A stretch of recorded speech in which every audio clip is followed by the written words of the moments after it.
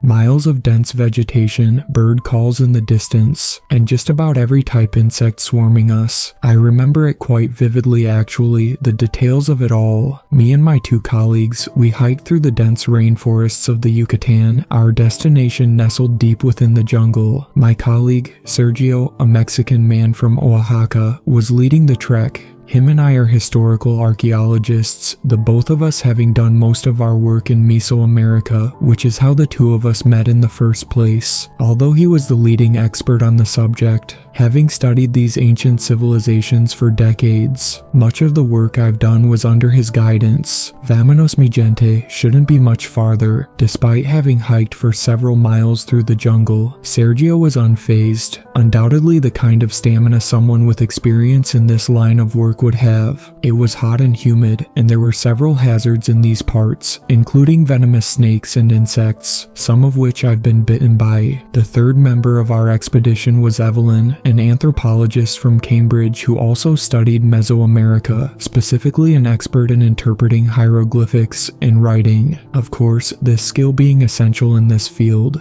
She seemed rather eager to get to our destination. The sooner we find this place, the sooner we can publish the material. Calere, we don't know what we will find. Sergio never liked to rush anything. To him, the best way to study something was to do so step by step, no matter what the process in doing so was. Traveling was no different. This man knew each Mayan temple from the inside out. Just about every inch of ancient stone within each pyramid known in the peninsula, and every artifact found within. Until now, that is. Several months prior, authorities had found somebody, a man, middle-aged, who was severely dehydrated and nearly dead. After being admitted to a hospital and recovering, he had claimed to have been with another person, having become lost in the jungle. He explained that the two of them had come across what they perceived to be ruins, most likely Mayan, and claimed to have found bizarre inscriptions inside. Apparently, for reasons unknown, he wouldn't discuss anything else. Of course, Sergio, who worked at the National Museum of Anthropology in Mexico City, was the first person they contacted. As soon as he was aware of this, he reached out to me to help set up this whole excursion. On account of the inscriptions claimed to have been seen, Evelyn was brought on from Cambridge to provide expertise. That was assuming these were even writings. Most knowledge regarding the ancient Mayans has come from the Yucatan. You see, their society was one of the earliest in the Americas to have used complex astronomy. This is most well documented in Mayan architecture, with temples and pyramids being designed in such a way that the sun, moon, stars, and planets would be visible from the top or through certain windows at important times of the year. If we do happen to find a previously unknown structure, it could potentially contain knowledge about these people previously unbeknownst to the archaeological community. But that was only in theory, if there even was anything to begin with. For all we know, the account could have simply come from a deranged man, driven crazy from fatigue.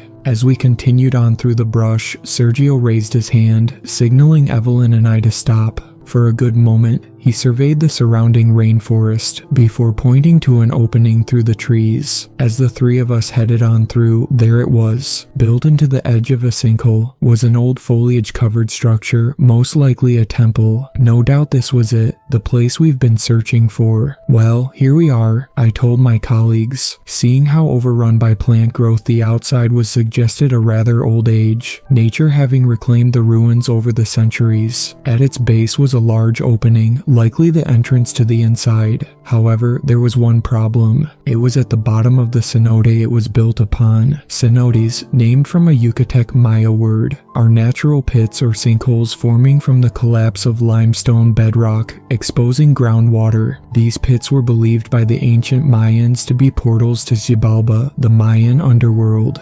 Perhaps there was some significance in building it here. Evelyn gave a puzzled look to Sergio and I. Don't suppose you know how we'll get in? Ali, Sergio turned our attentions to a small ledge which gradually descended into the hole. It was steep, but just right for us to walk along it. With Sergio leading Evelyn and I, we slowly walked down into the cenote. Each step was carefully calculated, as so much as one trip could result in serious injury. Falling wasn't the only hazard. Crocodiles have been known to inhabit the cenotes and are potentially dangerous. This would require caution close to the water's edge as well. Slowly we descended, getting closer to the water's edge. With our backs against a wall of rock, it was important we remained alert in the opposite direction in case of crocs. Before long, we were on even ground, or at least the strip of dry land that could be called such at the corner of the pit. Regardless, it was spacious enough for us to all stand on. In front of us was the temple entrance, a dark, looming corridor with nothing past 4 feet in front of us visible. No way any of us could get around inside without some sort of lighting. The 3 of us strapped on our headlamps before entering. Sergio went a step further, grabbing a dead branch and igniting the tip with his lighter. Not sure we'll really need that. He simply chuckled in response. After several minutes of prepping, we entered without any further delay. When we did, however, I unknowingly stepped on something. I lifted my foot to see a stone of some bizarre sort. This was not just some weirdly weathered rock. No, this was curved, lined with jagged edges, not in the shape of a dagger or blade, however. It almost looked like a tooth. I didn't have time to analyze some random rock. Nonetheless, I was curious, so stuck it into my pack and continued on inside. The main hallway seemingly stretched on perpetually. I couldn't see anything past the beams of our lamps, and even then, they hardly illuminated anything beyond a couple yards. The corridor was not very wide, hardly enough space for even 2 people to fit. This forced us to traverse the place single file. The overall atmosphere definitely gave off the impression of having been uninhabited for centuries. The air was stale, there was dust on just about every ledge, and the walls had been fairly eroded over time. Soon enough, the light from Sergio's torch revealed glyphic inscriptions. This was where Evelyn came in. It took her about a good minute to translate, though that was on account of several glyphs that were partially eroded. The path to Xibalba. Her translation made me think back to what I had initially guessed, that the building of this temple on top of a cenote had a connection to the underworld, at least in Mayan belief. Of course, this was all just in theory. Evelyn honestly didn't know what to make of it. Anything else? I asked. There's not enough to work with here. If only this weren't so vague. After a moment, we continued onward. Making our way through, the temple ceiling didn't look man-made anymore. Rather, we were in a cavern, stalactites hanging above us. Much of the Yucatan's landscape is karst, consisting primarily of limestone bedrock. Hence the reason for the formation of cenotes and caves. In this location, however, the ancient Mayans were apparently able to take advantage of it, building an entire structure into a cenote and through a network of caves. Soon enough, at the end of the hall, we stumbled into what seemed like a much larger room than the narrow corridor we had come down. Around us were inscriptions, engravings, overall history of which the ancient Mayans had recorded here. Some of them were familiar, as these symbols of Mayan architecture are significant to the culture and mythology of their civilization, but that was only some of it. Many of the carvings in this room weren't typical of what one would find.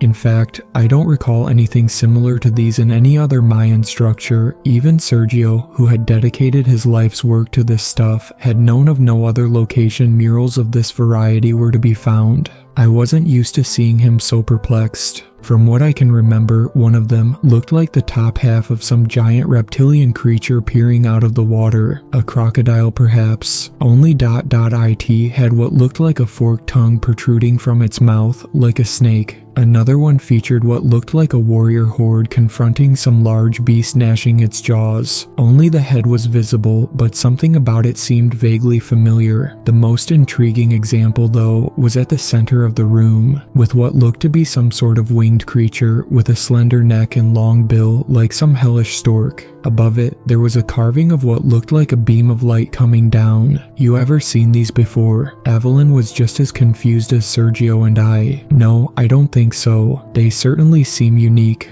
Below the central mural, there was a monolith with several glyphic inscriptions. Perhaps the key to understanding just what this temple's significance was. Immediately, Evelyn got to work on it. It took a couple of minutes to do so, given the complexity of Mayan symbols, but once done, she provided us with a proper translation. It said, Through the gates of Shiboba, 3 gods appear: Kukulkan, Season, and Chak. A clash for dominance over the underworld begins. Angered, Itzamna strikes with a bolt of fire, laying waste to all in the realm. Don't think I can recall anything like this having been discussed in old mythos. Evelyn was legitimately puzzled. At first, this confirmed my original idea of this temple being built into a sinkhole as an ancient shrine for religious purposes. At the same time, there were elements that I couldn't quite piece together. How would this function as a shrine? If that's what it was, if this whole place was built for religious practice, it certainly didn't seem like a place accessible to a lot of people, not accommodating for that specific issue. It all felt off to me. Sergio was most interested by this bit of mythology presented to us by Evelyn, only he seemed more suspicious. Algo esta mal, these don't seem right. What do you mean? Kukulkan is a serpent, not whatever that is. He was right. Mayan mythology often depicts the god Kukulkan as a winged snake, yet this mural showed some sort of bird-like creature. The other gods allegedly depicted, Sizin and Chak, didn't look much like their mythological depictions either. Perhaps these were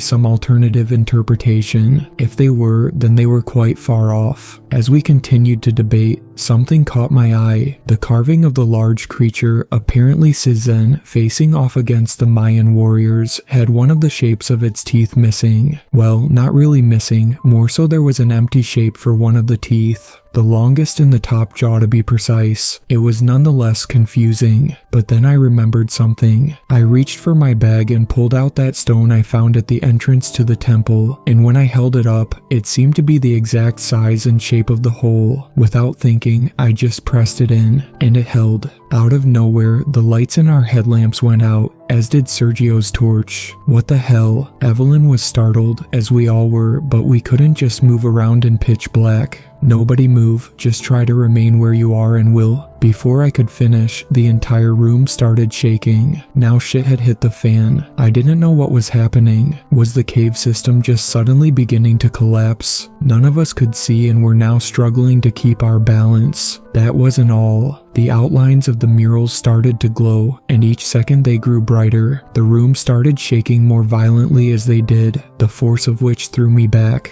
The last thing I saw was a blinding flash. I don't know how long I was unconscious. When I woke up though, I remember slowly opening my eyes to an open sky. I was outside, but that was only the least confusing part of it. My clothes were covered in sand which surrounded me. Slowly I ascended to see that I was on the shore of some sort of cove overlooking the ocean. My colleagues and I were in the middle of the jungle. How the hell did I end up here? Wherever here was, the best guess I could think of was that I was on the Yucatan coast.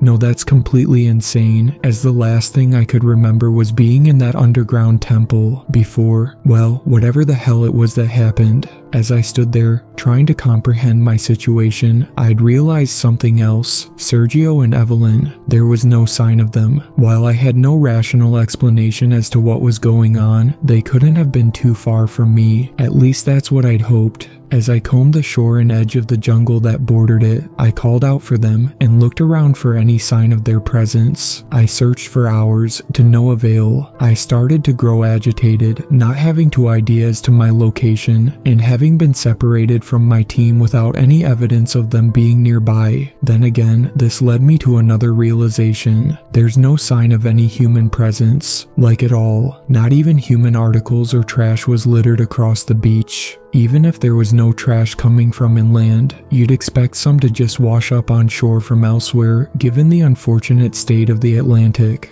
This all felt abnormal to me, as well as off-putting. After spending around half an hour looking, my attention suddenly shifted to the silhouette of a dark object embedded in the sand with several birds surrounding it. I went to go get a better look, and recognized it as Sergio's pack. I rushed to retrieve it, shooing off some of the birds. What I didn't anticipate though was the state it was in. The pack, it had been torn apart. There were gash marks straight through it. In addition, hardly anything was left, likely picked off by animals. Just what the hell happened here? Instantly I worried for Sergio. This told me something had happened, and it certainly wasn't pleasant. What happened next took things a step farther into complete insanity. One of the seabirds suddenly swooped down over me and let out a shrill squawk, and when it did, revealed a row of teeth in the back of its mouth. I nearly fell over from the shock. That bird just gnashed its teeth at me, and I do mean legitimate teeth. What the flying fuck was that thing? As much as I wanted to wrap my head around that, finding Sergio and Evelyn was my top priority. I kept searching the beach, nervously trying to piece together my situation and attempting to apply logic. Every moment things just continue to make less sense. There's no sign of any people, birds with teeth, and zero explanation as to what happened back in the temple. The sky was beginning to change color as the sun began its descent. With the overcast soon to be dark, I had to find them immediately. Just then, the scent of something foul and putrid filled the air. I remember the stuff being one of the worst things I've ever caught a whiff of. As I progressed, it got stronger and seabirds were flying in the direction I was headed. I noticed there were already stars visible in the sky, night falling faster than anticipated. Strangely enough, one of them was unusually bright. And not by simply just a small amount, it gave off nearly as much as the setting sun, so much so that it illuminated my surroundings. I turned my attentions away from the cosmos above and was greeted to a sight of something in the distance. As I neared it, it was becoming apparent that this was the source of that rancid scent I picked up. Washed up was the carcass of some animal, perhaps a whale. There were bits of flesh and skin and the ribs were protruding out. The thing was swarmed with crabs and those birds from before. The closer I got, the stronger and more vile the smell became. That wasn't all, however. Right beside the carcass, another item, man-made, caught my eye. Only a small piece of it was visible, but I could tell it was buried.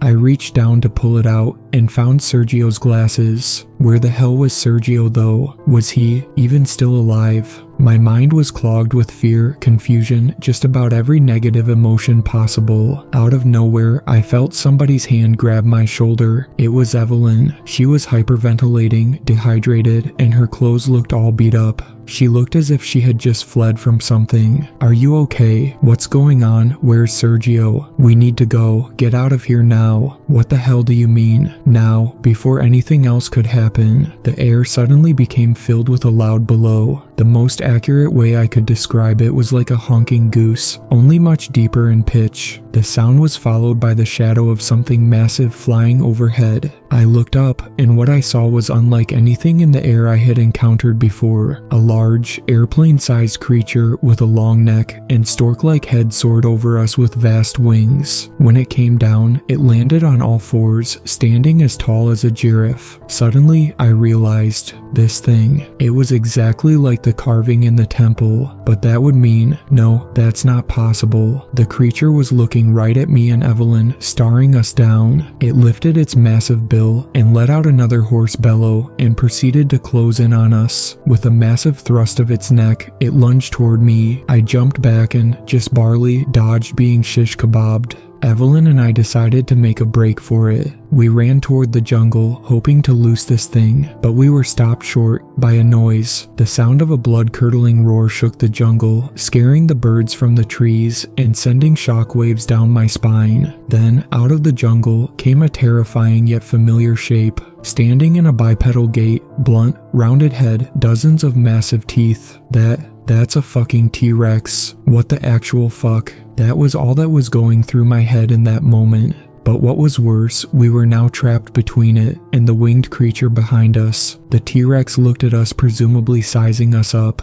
Its attention span, however, was short as it lifted its head toward the other beast and growled. The winged creature let out another throaty call at the Rex, much to my surprise showing no fear whatsoever. It became clear the two were more interested in each other than us, but we were smack in the middle of them and about to be trampled. Without warning, the T-Rex lunged forward. Evelyn and I managed to barely leap out of the way, its foot just inches away from us. The Rex took a massive snap at the neck of the other creature, missing. It retaliated, jamming its bill into one of the Rex's eyes, causing it to roar in agonizing pain. Now the Rex was blinded in one eye and ultra pissed off. With blinding rage, it charged forward, the other creature galloping away like some demonic bird horse, before leaping into the air and taking flight. The Rex nonetheless pursued as the creature flew over the water. It was gaining altitude, and the Rex was running knee-high through water, soon unable to pursue. It wasn't over yet though. Like a tidal wave, an enormous silhouette came racing toward through the water. It jumped out, revealing a massive reptilian creature with a forked tongue. Yet another creature seen in the temple mural. The beast clamped down on the T-Rex's leg, further aggravating it. In retaliation, the Rex bit down on the sea beast's back, pulling out a massive hunk of flesh. The creature writhed in agony as the T-Rex continued to dismember it.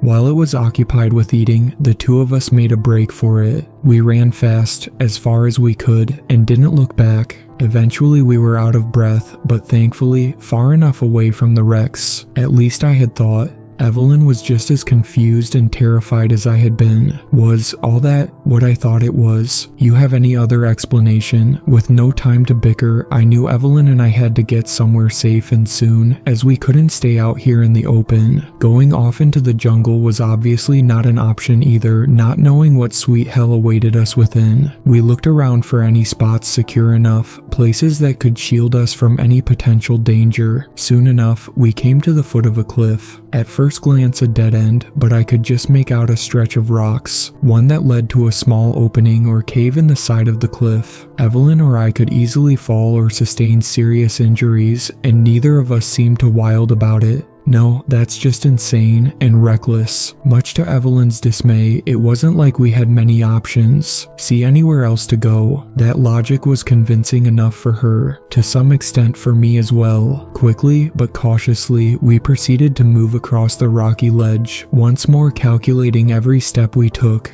After all that's happened today, neither of us could afford any injuries. We continued down until just below the cave entrance. Now, we had to climb. The two of us latched onto every reachable and graspable surface we could find, making an effort to reach the cave. Both of us held on for dear life. After about a few minutes of climbing, we were hardly a few feet away. Down below, I could see the dark, looming shape of another one of those sea beasts, motivating me to climb even faster. As I did, though, one of the rocks I grabbed came loose. I was hanging on for dear life, feeling my grip weakening. With my remaining strength, I threw my arm and regained my footing. Finally, I had made it, Evelyn coming up behind me. Quickly, I proceeded to help pull her up onto the ledge, her and I barely possessing any more strength. Safe at last, was how I wish things turned out. Without warning, the all-too familiar sound broke the silence around us, and before Evelyn could react, another winged creature, like the one before, grabbed her in its bill. I screamed in fear. No. Helplessly, I watched as it carried Evelyn, screaming in terror as the animal was attempting to hold her. She soon proved too much for it to carry and was dropped into the water below. She splashed around, struggling to swim as the sea beast I spotted proceeded to snatch her up and descended into the deep. I fell to my knees. Both my colleagues were now dead, and I did nothing about it. I did nothing to save Evelyn and had no idea as to Sergio's fate. Why, now, they're gone. Soon the sun had set, and the cover of night had fallen. All alone I sat, trapped in this cave on the side of a cliff, shivering and terrified. What started out as an ordinary expedition turned into whatever the hell had just occurred now. That temple somehow led the ancient Mayans, and now me and my deceased colleagues through some sort of rift into the ancient past. How is beyond my comprehension. There's no other way to grasp it rationally. Things didn't exactly end there. With nowhere left to go and nothing to do, all I could do was wither away in this tiny hole. But something began to turn my attentions up to the night sky. As I looked, faint silhouettes were streaming across the horizon. It didn't take a genius to realize that those are small comets, and in the center of it all is that bright star from before, or so I thought. By the second, it continued to get brighter and brighter. Its light shined so bright that it casted vivid shadows on the ground below. There was no mistake here. That star was a several billion-ton asteroid about to devastate everything in its wake. It was just seconds away from crashing down, and in that little time that I had left, I reflected on how things ended up this way and wondered how it all went so horribly wrong. Losing somebody I knew personally and watching another die right in front of me, and now I'm about to get, quite literally, obliterated. The next thing I saw was a blinding light accompanied by an ear-shattering boom of unfashionable proportions. I was practically deaf in the moment. Following it was a massive, hellish wave of fire and debris moving at an unimaginable speed toward me. This was it, and without thinking, I closed my eyes, not wanting to see it coming. But then suddenly, everything went quiet. I could suddenly feel a different kind of ground beneath me, and the familiar sounds of the jungle re-entered my ears. I opened my eyes, and I was back at the overlook of the Cenote Temple. What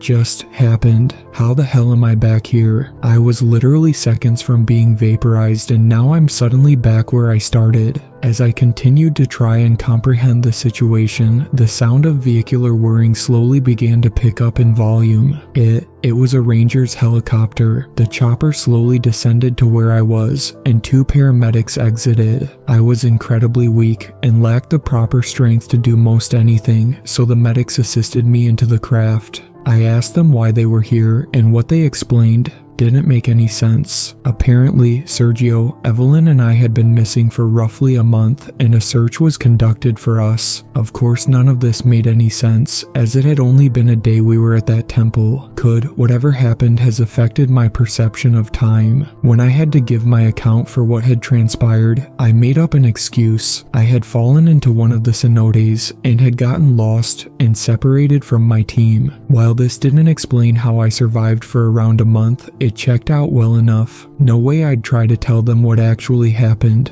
Being admitted is the last thing I want or need. It's been over 6 months since those events transpired. If everything that happened actually happened, then how? How was all of it possible? Were my team and I actually sent back in time? Did the Mayans encounter literal dinosaurs? Regardless, I've come to the conclusion that we should have let be that, which has a reason not to be understood. As the deeper we dig, the more we find things that weren't meant to have been. I myself wish I had realized that sooner. Thank you to my super fans, Sweet Black Swan, Tacy, and Brooklyn. I really appreciate you supporting my channel, and I look forward to making more content for everyone.